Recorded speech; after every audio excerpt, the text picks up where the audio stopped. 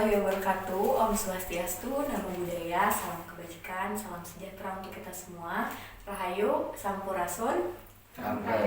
Selamat malam, Sobat Damai, selamat malam Kak Sandi, Ila, dan juga Safa. Dan saya Ami, yang akan berdiskusi ya di Halako Damai Podcast ke-155 dengan tema Ekoteologi dalam perspektif agama dan kepercayaan.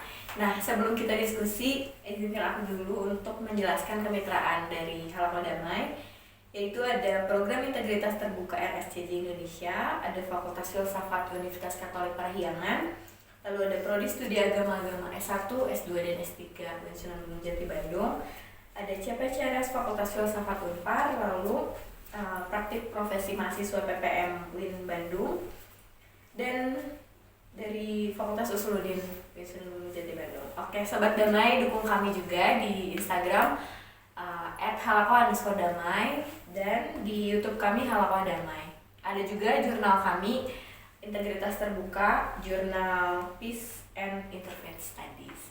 Oke, tanpa berlama lagi kali ya, guys, kita sebelum mulai kenalan dulu gitu ya dari masing-masing gitu. Jadi saya persilahkan mungkinnya ke moderator dulu gitu ya, nanti narasumber akan berkenalan juga.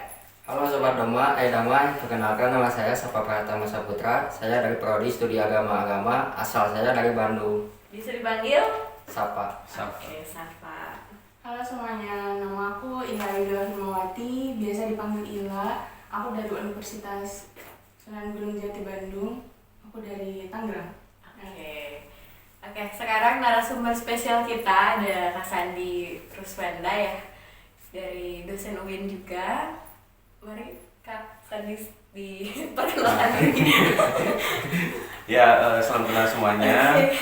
Perkenalkan, saya Asep Sandi Ruswanda. Begitu saat ini sebagai dosen di UIN Sunan Gunung Jati Bandung.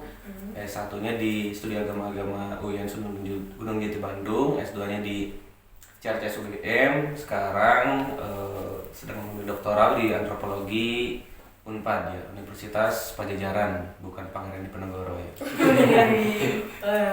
Sangat ini ya, relate gitu ya, dari S1 SAA, S2 Studi Agama Lintas Budaya, terus sekarang antropologi ya. Relate juga sama bahasan hari ini nih, ekoteologi dalam perspektif agama dan keyakinan. Nah, sebelum ke sana, kenapa sih Kak Sandi memilih judul ini untuk kita diskusikan gitu pada malam hari ini? Oke, jadi mungkin beberapa hari yang lalu kita juga dipenuhin ya sosial media kita, media elektronik atau cetak kita dengan berita-berita bencana alam gitu kan, yang hangat banget tuh kan di Sumatera gitu kan, di Aceh, di Sumatera Barat, di Sumatera Utara. Itu kan kalau kita refleksikan sebetulnya itu kan bukan cuman sebenarnya istilah bencana alam sendiri itu kan cara pandang manusia gitu kan. Yang namanya air itu kan pasti mengalir dari tempat yang tinggi ke tempat yang rendah gitu kan. Ya gempa bumi, tsunami pasti terjadi gitu kan. Gempa bumi pun ya sebatas fenomena vulkanik atau geologi biasa sebetulnya.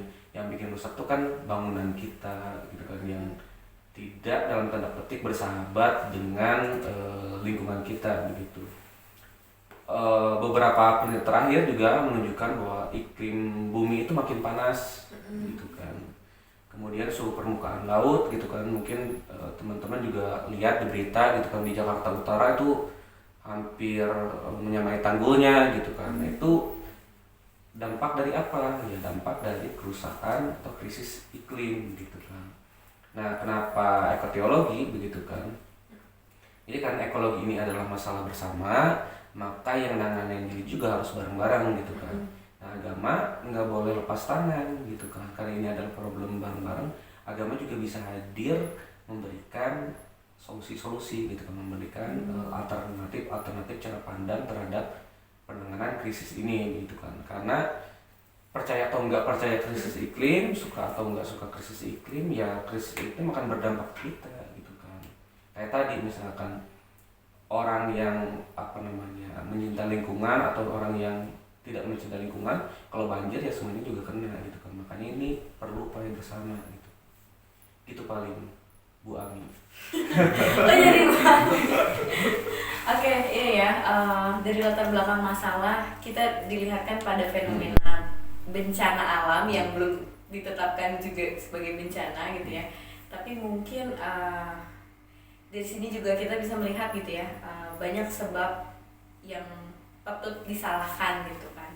Terus juga gimana cara agama mungkinnya cara melihat itu dan menerimanya gitu ya. Karena kan ini udah jadi bencana nasional yang kerugiannya itu bukan cuman yang mereka ada di sana gitu kan, tapi ya dari ujung Indonesia lain juga ikut merasakan kesedihan dan juga dampak lainnya gitu. Nah kalau misalkan sebelum ke agama, perspektif agama ini apa gitu ya. Nah gimana ekoteologi sendiri melihat si lingkungan bahwa ini tuh memang bencana yang menyebabkan kayak kematian, kerugian kayak gitu. Oke, jadi sebetulnya agama ini nggak boleh dipandang hanya sebatas praktik ritual semata gitu, atau doktrin saja yang ada di teks, tapi juga harus kontekstual gitu. Beberapa scholars misalnya kayak Bauman misalkan, atau Sayyidus Nasar misalkan bilang bahwa agama itu bukan cuma persoalan antara manusia dengan Tuhan ya, tapi juga melibatkan organisme lain, makhluk hidup lain, spesies lain yang itu juga harus kita pikirkan gitu kan.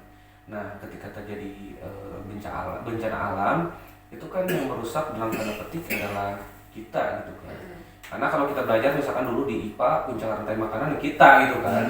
Semuanya kita makan gitu kan. Nah, makanya yang punya tanggung jawab lebih besar mengelola bumi itu ya kita gitu kan. Jangan sampai malah justru kita yang membuat kepunahan massa lagi gitu kan. Oke, iya ya, berarti memang dalam setiap agama mengajarkan si hubungan kita sama alam dan lain sebagainya gitu. Kalau dari teman-teman ada POV lain nggak? Kalau aku ekoteologi itu apakah dari gabungan teologi sama ekoteologi atau gimana gitu? Itu tuh gabungan dari dua materi itu, dua sisi itu atau kayak gimana gitu? Oke, jadi ekoteologi itu sederhananya adalah sintesa ya dari konsep ekologi dan konsep teologi gitu. Jadi gimana cara kita memahami teks-teks agama itu, apapun itu agamanya atau kepercayaannya begitu, yang bisa mencoba untuk menafsirkan ulang cara pandang kita terhadap lingkungan kita atau ekologi itu tadi begitu kan. Kenapa? Karena ya dalam teks-teks apakah di agama-agama Abrahamik misalkan kayak Islam, Kristen, Yahudi, atau misalkan di agama-agama Asia misalkan kayak Hindu, Buddha, Konghucu, Tao, atau juga di agama-agama lokal itu juga banyak sebetulnya tersebar teks-teks, apakah itu secara verbal maupun secara teks yang mengisyaratkan pentingnya menjaga lingkungan. Sebetulnya itu pesan penting dari ekotologi itu. Kalau dari saya Pak, gimana konsep agama memelihara alam? Ya sebetulnya agama itu dekat ya dengan alam gitu. Kalau kita rujuk misalkan teks-teks yang ada dalam Al-Quran, teks-teks yang ada dalam kitab suci begitu, apakah di agama manapun yang kurang lebih begitu, itu sebetulnya punya kesamaan bahwa mencintai alam itu adalah bagian daripada kecintaan kita kepada Tuhan gitu. Misalkan di agama Abrahamik lah, di Islam, Kristen, Yahudi itu sama gitu kan. Itu manusia itu dipandang sebagai manajer gitu kan. Manajer itu artinya apa? Pengelola. Dalam Islam itu dikenal dengan istilah khalifah. Khalifah. Jadi khalifah itu atau pemimpin itu bukan pemimpin hanya untuk generasi ini, tapi juga untuk generasi mendatang. Dan khalifah itu atau pemimpin itu bukan hanya sebagai sekali lagi pengelola untuk generasi ini, tapi juga generasi mendatang. Dan juga khalifah ini bukan sebagai penguasa mutlak. Apa penguasa mutlak itu? Ya karena bumi ini adalah dipimpin oleh manusia, maka seeksploitatif apapun manusia melakukan itu boleh. Nah itu yang dibatasi sebetulnya oleh agama itu sendiri begitu kan. Misalkan di kitab Kejadian ya, kalau kita merujuk di kekristenan itu kan manusia itu diperintahkan untuk memelihara Taman Eden. Atau misalkan di Islam itu tadi di Al-Baqarah itu sudah dijelaskan bahwa manusia itu adalah khalifah gitu kan. Jadi artinya apa, manusia yang harus di depan sebetulnya memimpin upaya untuk menjaga lingkungan ini, sebetulnya itu dari agama. Kalau di agama-agama lokal kan juga sudah jelas, misalkan di Baduy bilang bahwa gunung itu tumbuhan di lebur gitu kan, artinya gunung itu tidak boleh dirusak gitu kan. Untuk alasan apapun, apakah itu tambang kah atau yang lainnya, itu nggak boleh. Yang panjang nggak boleh dipotong, itu kan sangat naturalis sekali gitu kan. Yang pendek tidak boleh disambung gitu kan. Nah, sementara masyarakat modern yang jadi kritiknya Said Hussein Ashar misalkan, itu luput daripada itu. Atas nama misalkan kepentingan produksi, atas nama misalkan kepentingan pariwisata, atas nama misalkan kepentingan pembangunan. Nah, nasib alam itu jadi terpinggirkan gitu kan, dengan asumsi bahwa bumi ini untuk manusia. Nah, itu sebetulnya yang harus kita bukan ditafsir ulangkan gitu ya, tapi coba untuk digali kembali sebetulnya apa yang dimau oleh Tuhan itu sebetulnya.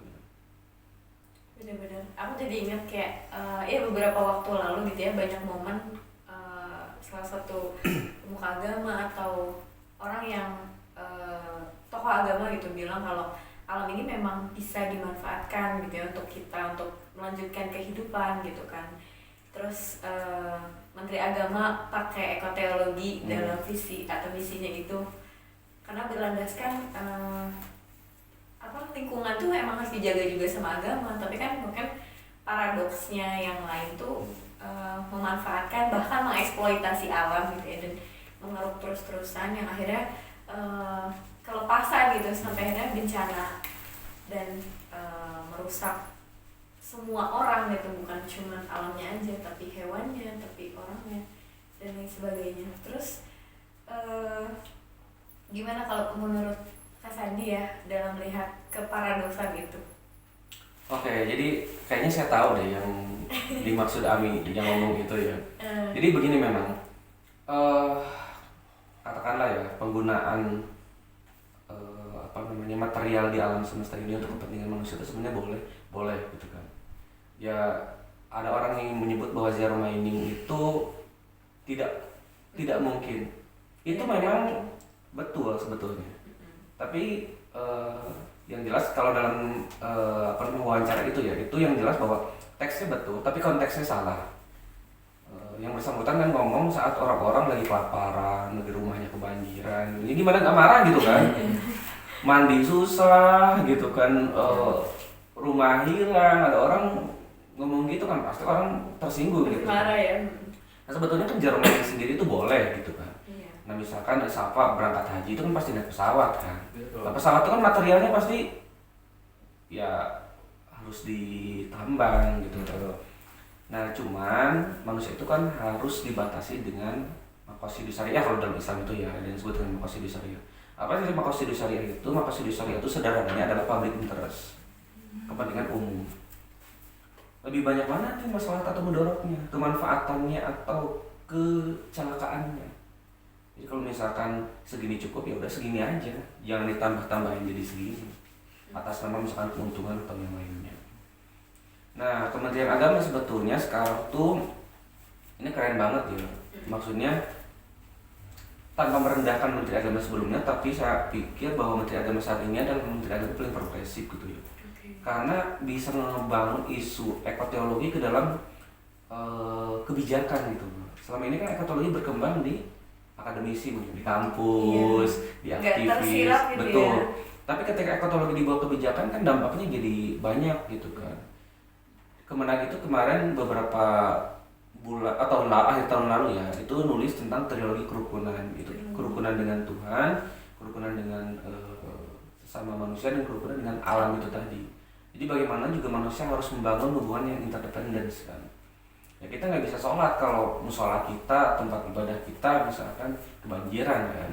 Ya kita kan nggak bisa ziarah misalkan ke Vatikan, ke Yerusalem, ke Arab Saudi kalau misalkan pesawatnya terkena bencana alam, bandaranya nggak bisa juga.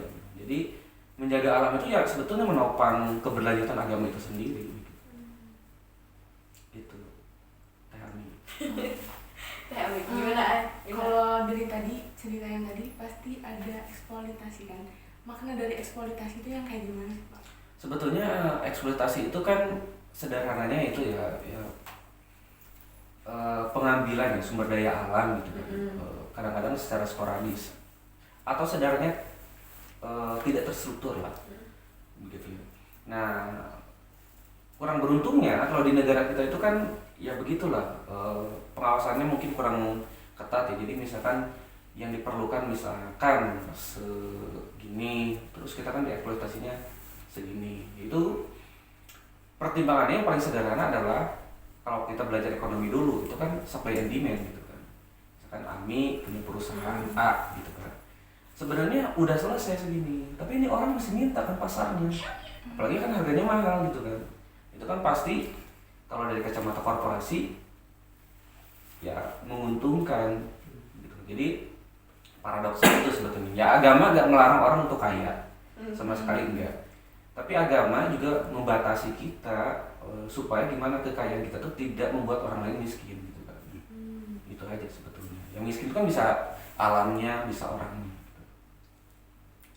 Oke, berarti bentar ya, aku tuh mikirnya tadi kan ya, kalau misalkan agama memang membawa kita pada tadi ya, hanya untuk menyeimbangkan segala hal gitu ya, terutama alam dan kebutuhan kita gitu. Berarti yang dilakukan sekarang ini apakah pemahaman tentang agama dan teks suci itu, ataukah ada kebutuhan khusus? Oke, jadi memang cara agama merespons krisis ekologi ini juga macam-macam gitu kan. Ada yang tadi mencoba untuk apa sih, benar gak sih agama kita tuh ngajarin ramah terhadap lingkungan, orang mulai mencari atau menggali teks-teks dalam agamanya juga. Atau ada misalkan teks-teks yang sudah berkembang, tapi kita coba tafsirkan ulang gitu. Seperti tadi misalkan ada konsep khalifah itu tadi. Di Islam kemudian itu muncul kelindahan, misalkan konsep ekoturism, eko halal, termasuk ekoteologi gitu kan. Untuk apa? Untuk dalam tanda petik ya, menginterupsi cara pandang turisme misalkan hari ini. Kayaknya turisme hari ini gak ramah lingkungan deh. Kita bikin deh ekoturisme misalkan. Kayaknya misalkan konsep halal ini yang disebut dengan halal dan thayyib itu belum berdampak deh terhadap alam misalkan. Makanya dibikin misalkan eko halal, kemudian ekoteologi juga sama. Ada sebetulnya yang lebih radikal, misalnya kelompok seperti environmentalis gitu kan, yang sorry ya kayaknya agamanya udah gak relevan lagi deh. Kayaknya kita harus mulai bikin kelompok baru dari ya environmentalism misalkan. Itu kan kelompok-kelompok radikal gitu kan, yang juga berkembang sebetulnya di dunia. Nah, tapi kalau di Indonesia sendiri cara itu tidak dipilih. Cara yang dipilih adalah dengan upaya untuk menafsirkan ulang teks-teks pemahaman agama yang sudah ada. Nah, salah satunya cara itu adalah ekoteologi itu tadi. Gitu. Jadi yang perlu dilakukan sebenarnya mengharus utamakan ekoteologi itu tadi. Gitu ya. Di level akademik udah oke, di NGO udah oke, misalkan di kebijakan udah oke. Nah, di mana ini masuk juga misalkan ke ranah swasta, ranah ke militer, ranah ke yang lainnya, itu juga bisa masuk. Oke, saya mau ini Pak, ada pengalaman pribadi gak tentang ekoteologi? Coba ceritain. Oke, ya sebetulnya pengalaman ekoteologi itu banyak ya, tapi yang kalau di Islam sendiri yang sering kita berkelindang kan, pesantren-pesantren ekologi itu kan udah banyak ya sekarang. Kemudian sekolah-sekolah juga udah banyak. Tapi mungkin yang sering berinteraksi dengan saya itu adalah kelompok-kelompok agama lokal gitu ya. Misalkan kenapa? Saya cerita satu komunitas saja, misalkan di Baduy ya. Di Baduy itu kenapa hubungan antara orang Baduy dengan ekologi itu penting? Karena alam itu menjadi pusat daripada semua entitas kehidupannya. Gitu ya. Katakanlah yang lebih spesifik di Baduy itu adalah huma ya, atau padi ladang itu tadi ya. Nah, padi ladang ini berkelindang dengan apa? Dengan sistem budayanya. Cara perempuan misalkan pembagian tugas ya, laki-laki pergi ke ladang, perempuan yang ngasih makan, kemudian juga misalkan dengan bahasanya, istilah-istilah yang terkait dengan padi-padi itu tadi. Kemudian juga dengan agamanya, karena agama-agama lokal itu khususnya di Jawa bagian barat ya, kayak Ami mungkin tahu di Madrais, di Cirende Mas Singkong ya, misalkan di AKP atau yang lainnya, atau di Cisolok, Sukabumi itu kan kelindahan dengan padi. Nah, padi yang ada di kelompok komunitas adat itu sendiri secara varietas itu sudah jauh berkurang nih. Itu banyak penelitiannya. Di Baduy sendiri sekitar 89 varietas lokal yang tersedia. Kenapa itu jauh berkurang dari sebelum-sebelumnya? Ya, karena invasi dari apa yang kita sebut sebagai modernitas itu tadi, misalkan. Jadi sebetulnya menjaga ekologi itu penting gitu ya. Dalam agama lokal itu sangat terasa ya, karena mereka tuh berpusat pada itu gitu. Kalau misalkan mereka ritualnya harus mengumpulkan daun ABCD, harus ada bunga ABCD di tempat ABCD. Nah kalau misalkan bunganya udah punah, misalkan sungainya udah tercemar, itu kan juga udah susah. Di Islam sendiri kan sebetulnya kalau kita lihat teks-teks klasik ya, mungkin penonton juga tahu gitu ya. Itu kebanyakan bab pertama tentang fikih itu membahas tentang tohar. Tohar itu apa? Ya bersuci gitu kan. Ya gimana kita mau bersuci kalau misalkan airnya kena limbah gitu kan. Nah itu kan penting, meskipun di Islam ada alternatif tayamum dengan debu, tapi kan yang primer itu dengan air begitu. Aku ada mau cerita sedikit gimana cara di kehidupan sehari-hari gitu, kayak apa hal yang basic itu yang harus kita lakuin buat ekoterapi ini. Karena kalau setiap aku beli makanan bawa tempat makan, itu ada beberapa orang tuh yang ngeliatin kayak, wah apa ini, kayak aneh gitu. Jadi kayak aku merasa kalau aku berbuat ini sendiri tuh kayak apakah bisa mengubah strukturnya atau kayak gimana gitu. Baik kayak berbuat dosa ya. Jadi aku merasa kalau aku sendirian apakah ini bisa merubah atau emang harus dari diri aku sendiri gitu kayak gitu. Oke, ini menarik banget ya. Jadi pertama memang ekotologi ini harus utamakan. Kan hari ini orang yang buang sampah pada tempatnya itu aneh kan. Ya, orang yang Puji ya. pupujian muncul orang Sunda caper gitu kan. Padahal kan ya harusnya memang begitu. Orang misalkan pengen beli makanan kayak tadi bawa tempat sendiri atau bawa cup sendiri, tumbler sendiri, itu kan harusnya biasa aja gitu kan. Tapi kan hari ini aneh gitu kan. Nah itu sebetulnya yang harus utamakan gitu kan. Nah mungkin di sini ada terjadi kesenjangan ya, cara pandang kita terhadap alam ini masih belum seragam. Nah yang kedua, kalau kita boleh jujur ya, sebetulnya kalau kita buang sampah sampah konsumsi kita gitu ya, kita buang gitu kan, dengan sampah yang ada di dunia ini sebetulnya dibandingkan korporasi ya, kalau saya boleh jujur ya, itu sebenarnya nggak sebanding. Misalkan sampah yang dikonsumsi Safa, misalkan botol plastik deh, botol air minum deh, setahun paling berapa dus sih gitu. Dibandingkan misalkan dengan korporasi air minum yang tidak ramah lingkungan, misalkan ini bukan semua air minum tapi yang tidak ramah lingkungan misalkan. Tapi saya ingin cerita misalkan ketika Ibrahim atau Abraham gitu, dalam tradisi Abraham itu diceritakan dibakar oleh api, itu kan ada semut yang bawa air gitu kan. Ketika ditanya apakah semut itu bisa matiin api, ya enggak lah, enggak cukup kan airnya. Tapi setidaknya semut itu menunjukkan posisi dia di mana. Nah, apa yang dilakukan oleh Ila itu adalah sebetulnya positioning yang sudah diambil oleh Ila. Keberpihakan Ila itu sudah jelas bahwa saya bersama ekologi, saya bersama alam. Nah itu yang seharusnya kampanye itu juga kita tularkan kepada siapa? Misalkan di unit kecil kita, ke keluarga kita, ke teman-teman kita, ke yang lainnya. Ya perubahan ini mungkin agak lama ya, tapi kan bukan berarti nggak bisa gitu kan kalau kita bareng-bareng ngelakuin itu gitu. Makasih. Jadi kayak jangan merasa kalau kita ngelakuin sendiri tuh nggak bakal berubah, pasti ada perubahan walaupun itu lama gitu. Iya betul, apalagi Ila kan ini perempuan nanti punya anak, punya cucu gitu kan.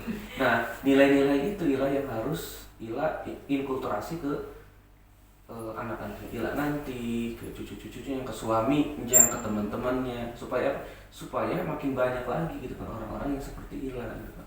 Sampai mungkin nanti ada satu titik orang yang beli seblak nggak bawa wadah jadi aneh gitu. Jadi kebalikannya. Jadi kebalikannya gitu. Iya benar-benar. Kalau Safa ada pengalaman juga nggak? Apa ya? Apa misalkan kalau beli ke supermarket sekarang mendengar nggak sih plastik gitu nggak sih? Iya betul.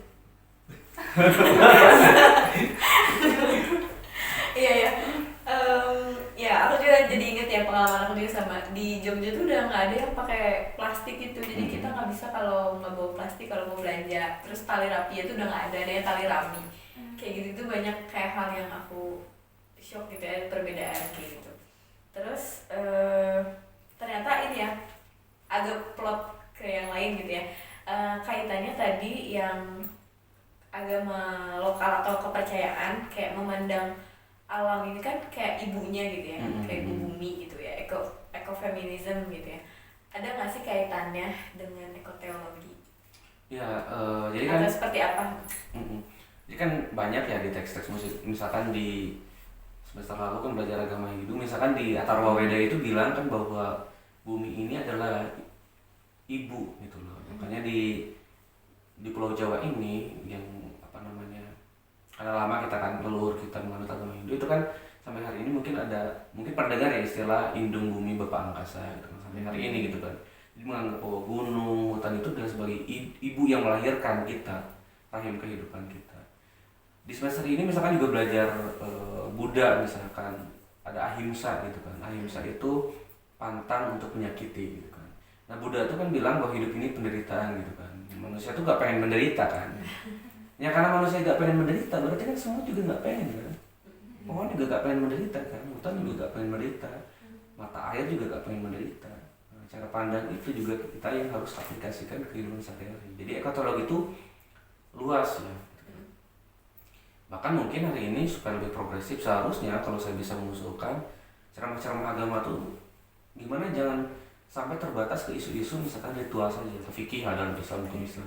Tapi juga misalkan gimana gerakan-gerakan ekoteologi ini juga masuk misalkan ke pengajian ibu-ibu, ke khutbah Jumat, ke majelis taklim, rapat-rapat RW misalkan dan yang sebagainya supaya jadi itu tadi jadi arus utama. Iya.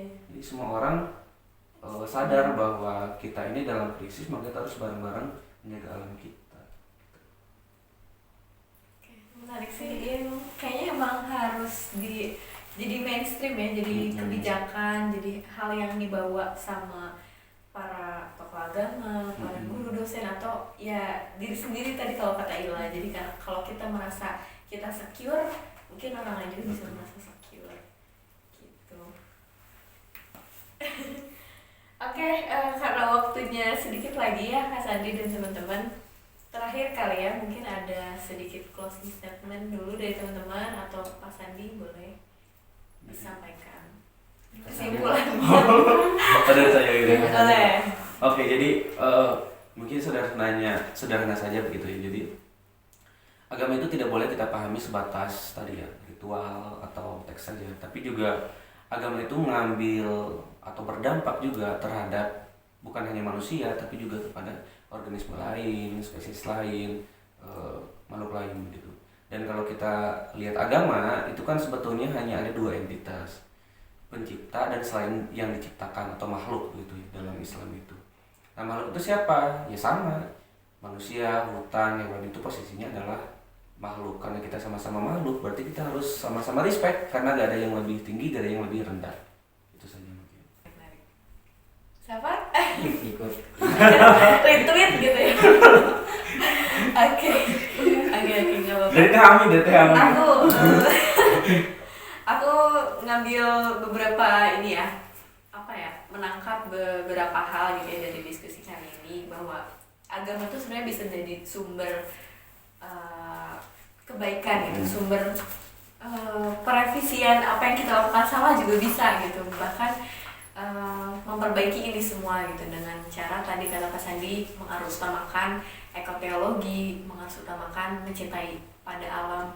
Itu dimulai dari hal-hal terkecil gitu ya, dari pengajian, dari pekerjaan dan ranah-ranah lainnya, supaya ada life balance gitu ya antara agama dan juga menjaga alam gitu. Dan ada satu hal juga yang kayaknya cukup penting juga gitu ya, bahwa kalau kata di UNDP itu katanya kita tuh harus bisa bebas dari rasa takut, rasa cemas, dan juga hidup bermartabat. Itu tuh yang harus ditanggung sama negara kita gitu. Jadi kalau kita ngerasa terancam, kita harus bisa nuntut itu, dan ya kalau misalnya sulit ya udah kita lakuin hal-hal sederhana. Gitu aja Sobat Damai. Terima kasih banyak Mas Andi, Terima kasih, Bila, Damai. dan Safa. Sampai ketemu di lain kesempatan. Akhir kata, Assalamualaikum warahmatullahi wabarakatuh. Waalaikumsalam. Bye-bye.